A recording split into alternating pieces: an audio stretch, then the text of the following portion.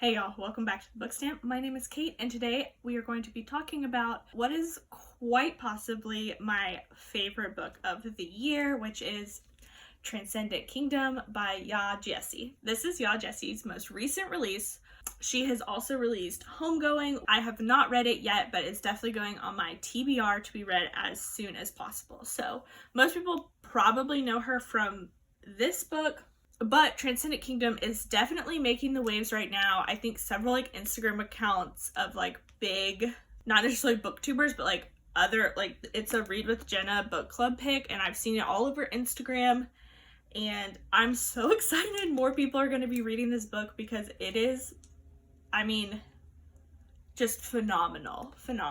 And it might actually be my favorite book of all time. But I am going to be reading Frankenstein, which currently holds the title of my favorite book of all time, in October for Gothtober. So then we'll have a direct, almost one-to-one comparison between the two so that I can fully decide what my new absolute favorite book is. So this book basically tells the story of our main character, Gifty, focusing on her now after her mother has entered another extreme depressive episode, and Gifty has to take care of her while also trying to finish her dissertation at Stanford, where she is focusing on using mice in neuroscience studies. She's basically trying to understand why certain people are more prone to addiction than others, and that is deeply connected to her past because she lost her older brother, Nana, to an opioid addiction after he hurt his ankle playing basketball. The story follows the two main timelines, one which is Gifty sort of in the present day where she's dealing with her mom and dealing with her coworkers and trying to finish her dissertation. And then the second timeline is basically telling the story of how her childhood into when Nana got addicted to opioids and the aftermath of that. And so that structure follows through the book as well. And her mother goes into a very similar depressive episode after Nana dies. This is not really a plot book though. If you are here for plot moving forward and that's all you really care about, probably not the book for you. This for me was really a character-based story and a theme story. It's character-based because basically you are in Gifty's head the whole time, from when she was a kid, where she is now, and it's basically a story of her wrestling with a lot of these really existential questions, how her views on religion and science have changed over the years, how all of her personal history is tied up in all of that. And so you're following her, and then so really she's just asking these questions about the themes of the novel, which are, what role does religion have? How does religion deal with these great personal tragedies? It follows her themes of science, as she's a hard science, neuroscience major, dealing with science and religion in that field, as well as in her personal life, dealing with familial issues and addiction and depression with Nana and her mother's issues. I really related with Gifty so much because she has grown up in the South. She was born in Huntsville, Alabama, even though her family is from Ghana. She also grew up very heavily invested in the church. Gifty was all in. One of the other themes that was really prevalent through the book was Gifty trying to wrestle with goodness and being a good person, and what does that mean? What does it mean in sort of the lens of religion? And then after she kind of loses her religious identification, that's no longer a value to her. So she's wrestling with that, and there were just so many lines in this book where I was just fuck, that's me. I have literally, I've been there. If you can tell, clearly I identified strongly, and this is a library book, so I didn't want to mark it all up, so I tried to mark everything, and I think I could have marked literally twice as many passages, but I was running out of post-it notes, and I was my review for this video cannot be 2.5 hours long, so we're gonna limit it to just the big ones. But if you compare this to another library book I got recently, which was Cemetery Boys, which I also did a review for, so I knew I was going to be talking about it, and wanted to have textual examples, and there's literally 4 tabs in this. And there were just so many times where the themes were just so specific to what I've been going through. I grew up in the South in a very strong religious upbringing. We were there Sunday morning, Sunday night, Wednesday, choir practice on Wednesday, hanging out on Friday. They're washing the windows on Tuesday. Cool, we'll come and help. It was that kind of upbringing. And so a lot of her things about goodness and things she lost after she left the church and the questions she had were just so deep to like my existential questions and existential dread. Gyasi's also in graduate school for a STEM degree. Me writing my thesis currently, she's writing her dissertation. So like even from the like little things, but also the like bigger questions about science and why we're doing what we're doing and what does it mean. In the acknowledgements, she mentions her friend Christina Kim, who is a postdoc at the Ting Lab at Stanford. She clearly talked to Christina and like listened, because so much of like the like grad school experience and what you go through and how it feels, like it was so universal truth represented, you know? So like that was another theme that I found just like resonated with me really strongly. So like this book was clearly like, it was not written for me by any means. Like one of the things that I'm not going to talk a huge amount about is Gyasi's Blackness and her immigrant upbringing, because that's not the upbringing that I had. So those parts of the story were not what rang so true to me and like my soul. And so I really encourage listening to some book reviews from people who do have that experience. I will link a few down below so you can sort of get a better perspective on the whole book, because like this review's already a bit too long, so I'm not going to really speak on things that were not for me. So, but know that her immigrant upbringing and her Blackness are inherent to who she is and what she's going through. But one of the things about reading more own voices works that are not part of your identity is learning to see yourself reflected in those characters, just how minorities for years have had to see themselves in white characters. So there is so much to learn and grow from that as well. So we're going to go ahead and end the like non-spoilery section and move into some of the textual examples. So this does count as spoilers. This book doesn't really have plot spoilers per se, because not a lot happens.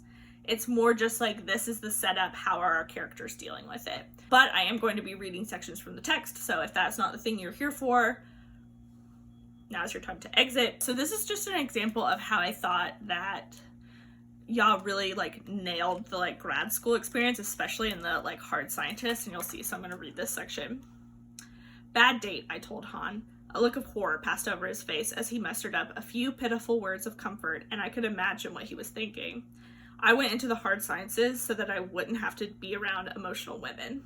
My crying turned to laughter, loud and phlegmy, and the look of horror on his face deepened until his ears flushed as red as a stop sign. I stopped laughing and rushed out of the lab and into the restroom, where I stared at myself in the mirror, my eyes puffy and red, my nose looked bruised, and the skin around the nostrils dry and scaly from the tissues. Get a hold of yourself, I said to the woman in the mirror, but doing so felt so cliche, like I was reenacting a scene from a movie. And like, yeah, it does really feel like you're reenacting a scene from a movie, but like my grad program has had, I don't know, 5 or 6 women in it, but like, have we all gone to the bathroom and just like cried? Absolutely. Like, where I'm just like literally you stare at yourself in the mirror and you're like, get yourself together, you have to go back to work, and you can't see all these men, have all these men see that you're like standing there crying. And so like, it's just like little moments like that that really showed how much research she did into like getting that experience, but also like that's such a universal experience. Like, who hasn't like just had that moment where just something triggers you and you just start crying and you're like, fuck, I like gotta stop because I'm at work, I can't be seen crying. And I think it also speaks a lot to Gyasi's character. She's very emotionally repressed, probably because of her upbringing, which I think speaks to, for me, I see it a lot more in the religious upbringing, because like I've been there, but I think also the immigrant experience, and she touches on that a lot as well. And so then there's another line, which I think I'll share this because it also has the like, it's where the title comes from, and I always think it's so fun to like see what part of the book the author thought was significant enough to pull the title from that part of the book. And I think it speaks a lot of times to like how they view the book and what they think the main themes are. And yet I had to try to understand, to extrapolate from that limited understanding in order to apply it to those of us who made up the species, Homo sapiens, the most complex animal, the only animal who believed he had transcended to his kingdom, as one out of my high school biology teachers used to say. That belief, the transcendence, was held within the organ itself, infinite, unknowable, soulful, perhaps even magical. I had traded the Pentecostalism of my childhood for this new religion, this new quest, knowing that I would never fully know. And I think that shows like the real intertwining of science and religion that Ya is getting at through this book. And Gifty really, like, I don't know that she struggles with it. I think she's come to a pretty decent, like, it's a very organic transition. The, like, hard religious identity of her youth, which she loses after Nana's death to opioids, and then she finds science, really puts her belief in science, and then sort of throughout the book and through her relationship changing with her mom, you really see her start to embrace religious ideas a lot more. And one of the things I think that those of us that have come from a religious background get that some of my atheist friends don't necessarily understand is that they think of science in the idea that everything can be known and everything can be understood. And like, that's a beautiful thing to believe in, but it's not true, and that's not how we experience our universe. Like, there are still so many unknowns. Most of the time when you're doing research, you're answering questions that only lead to more questions. And that's sort of what I think this quote is getting at, knowing that I would never fully know. Like, there's no way for us to understand everything in the universe. There's beauty and just such a, it feels like belief, and it feels like that your acceptance of the unknown and the acceptance of believing in something, even though you can't see all of the pieces all together, which I think is really beautiful, and it's necessary to like exist in this world. And so one of the things I'd also talked about earlier was sort of the theme of goodness and how that really motivates Gifty, especially at the beginning of her life. She says, "Back then, I approached my piety the same way I approached my studies, fastidiously. I spent the summer after my 8th birthday reading the Bible cover to cover, a feat that even my mother admitted she had never done. I wanted, above all else, to be good, and I wanted the path to that goodness to be clear. I suspect this is why I excelled at math and science, where the rules are laid out step by step, where if you did something exactly the way it was supposed to be done, the result would be exactly as it was expected to be." Which, my childhood, like, that's how I lived my life as a child, and probably like why I'm an anxious bitch now. And like, I think that comes from the religious idea of sin and trying to be without sin, which when you're a kid, that you're not ever really taught that it's okay to sin. Like, that's something that is going to happen, and like nobody is perfect. Like, Jesus was perfect, but like nobody else is, and like that's not a realistic goal. But like, as a kid, like, I would literally count how many times I had lied in my entire life. Like, that's not healthy. That's not good. But like, that's how I live my life, and like, I would try to be as good as possible all the time. And I think this book really explores the root of that in a way that I have never seen in a book before. And it just, like, I'm not done processing it. I think I need to read this book like 5 more times, which, you know, I might do over Christmas. So, and then she has a line where she says, "And though I hadn't worked out how I felt about the Christianity of my childhood, I did know how I felt about my mother. Her devotion, her faith, they moved me." Like, I don't know where I stand about Christianity. Like, we're not here to discuss that today. But like, my mom's faith is so strong. Like, you know, I text her to pray about stuff, and then that shit gets resolved. Like, I don't know. The whole book is really Gifty relearning a lot of things about religion, looking at it again from a new perspective. And she says, "The Reverend's sermon that day was beautiful. She approached the Bible with extraordinary acuity, and her interpretation of it was so humane, so thoughtful, that I became ashamed of the fact that I rarely associated those two things with religion. My entire life would have been different if I'd grown up in this woman's church instead of in a church that seemed to shun intellectualism as a trap of the secular world designed to undermine one's faith." Like, yeah, I have no idea who I'd be if I had grown up in a less fundamental church. I cannot help but imagine how many kids would be different if they had grown up in churches that, above all else, preached God's love, and like, not just like saying that, like the churches I went to did, but like truly believing that fully and really identifying the issues with white supremacy, homophobia, and misogyny that are in the church. And I think if I had grown up in a place that really did that, and I'd been introduced to those ideas at a much earlier age, like, I can't imagine who I would be, and I don't think I would be where I am, or who knows, maybe I'd be a pastor. I'm an Enneagram type 1, so like, it's not that weird. And then there's just some statements that really refute a lot of the ideas of like evangelicalism and like how evangelical speech, like if you've ever been in the evangelical church or like know the like weird shit we say that like makes perfect sense when you've grown up in the church, but to someone else sounds like gibberish. Here's where she really talks about like the idea of Jesus coming into your heart and how that is, you know, used to describe being saved. And I don't even know how to talk about this without using evangelical like weird things, but she does a better, you know, job than I do. And I repeated Pastor John's prayer, asking Jesus to come into my heart. And when I stood up to leave the sanctuary, I knew, without even the slightest of doubts, that God was already there. That was one of those, like, that's how she ends a chapter that way, and I just had to sit with that. Really think about, like, what does, like, I'm just gonna continue to sit with it, because I still don't know how to respond, because it's brilliant. But, you know, it's my channel, so we're gonna talk about things that I want to talk about. As I'm flipping through these tabs, I'm realizing they're all about religion, because clearly I have some unprocessed shit I need to get through, so thanks for being here. Here's another sentence. She ends another chapter, like, just with these singers. In church that Sunday, I saw Ryan up in the first pew, standing next to PT, his arms stretched up towards heaven and tears streaming down his face as the worship leader asked, "How great is our God?" I tried to focus on the music. I tried to focus on Christ, but I couldn't stop looking at Ryan. If the kingdom of heaven allowed someone like him in, how could there be a place for me? And, like, I just got chills rereading that. Like, my whole body, I don't know if you can see the goosebumps. She says, the hardest part is trying to figure out what the question is.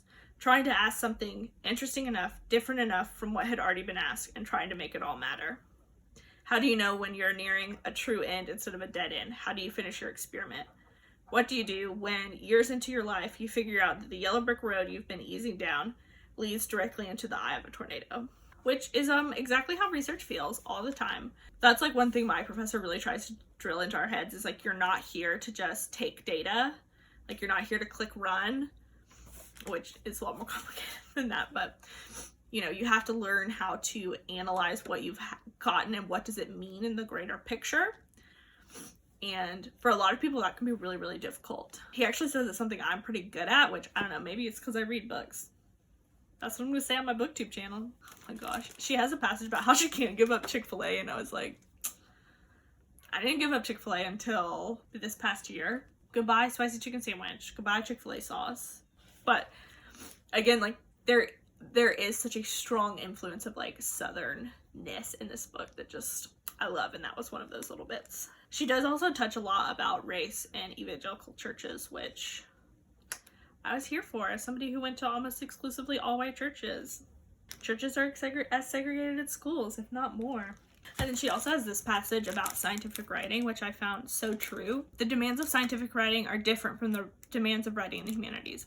Different from writing in my journal at night. My papers were dry and direct. They captured the facts of my experiments, but said nothing of what it had felt like to hold a mouse in my hands and feel its entire body thump against my palms as it breathed, as its heart beat.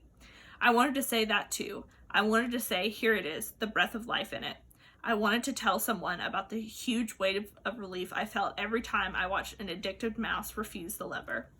That gesture, that refusal, that was the point of the work, the triumph of it. But there was no way to say any of that. Instead, I wrote out the step-by-step process, the order, the reliability, the stability of the work, the impulse to keep plugging, keep trying until I figured a way through. That was the skin of it for me.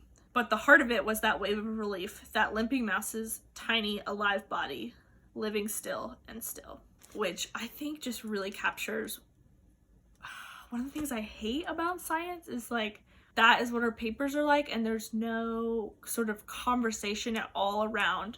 Like, people don't even publish null effects papers in my field, so like, you could be doing something that someone else, like 50 other people have already done and realized doesn't work, and like, but there's also like no conversation about how hard it can be and like how much you struggle. So like, you read this paper and it's like, yep, we did this and it worked and it showed us this, and there's no like conversation at all about Well, we tried 15 things before that didn't work, and when I was literally so frustrated I was about to throw shit across the room, like, my experiment finally turned on. There's no conversation about that, and so it can be really draining to just read, especially in the beginning of your program. You're just reading all these articles about people who are very successful, and there's no sort of discussion about all of their failures and like, oh no, I had to take maternity leave, and then like that was really hard coming back to work, and like this was when I had my major depressive episode. Writing in the sciences would be better if we included more of that, if there was more like science writing that wasn't shit. And there is some, and I'm planning to do a video later about some that I really enjoy and I think were actually written well.